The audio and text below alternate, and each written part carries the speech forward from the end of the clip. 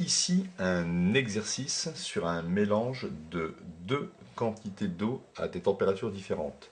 On mélange 2 litres d'eau à 70 degrés avec 1 litre d'eau à 56 degrés dans un récipient qui n'autorise pas les pertes thermiques, sans perte thermique. Il faut ici calculer la température finale du mélange. Donc ici, on va calculer la quantité de chaleur qui est captée par l'eau froide. L'eau froide passe de 56 degrés à une température qui est supérieure à 56, que j'appelle θ, qui est la température finale du mélange. Donc Q1, c'est mc delta T. M1, c'est la masse ici de l'eau froide. CE, c'est la chaleur massique de l'eau. Et la quantité de chaleur cédée par l'eau chaude, l'eau chaude passe de 70 degrés à une température finale du mélange qui sera inférieure à 70 degrés. Donc on s'aperçoit ici que Q1 sera strictement positif et Q2 sera strictement négatif. M2, c'est la masse d'eau chaude en question. Donc ici, Q1 plus Q2 est égal à 0.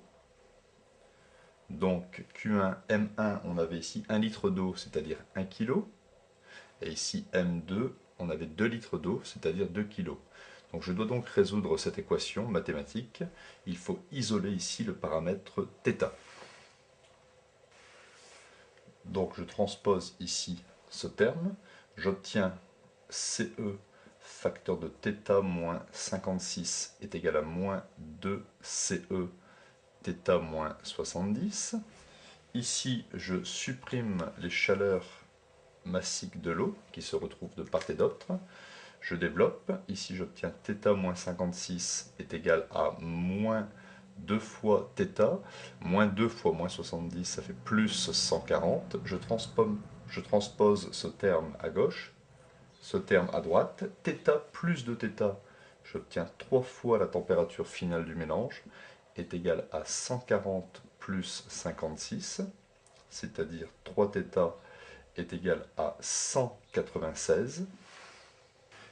Et au final, j'obtiens une température finale du mélange de 65,3 degrés. Ainsi, en mélangeant 2 litres d'eau à 70 degrés avec 1 litre d'eau à 56 degrés, on obtient une température finale du mélange de 65,3 degrés.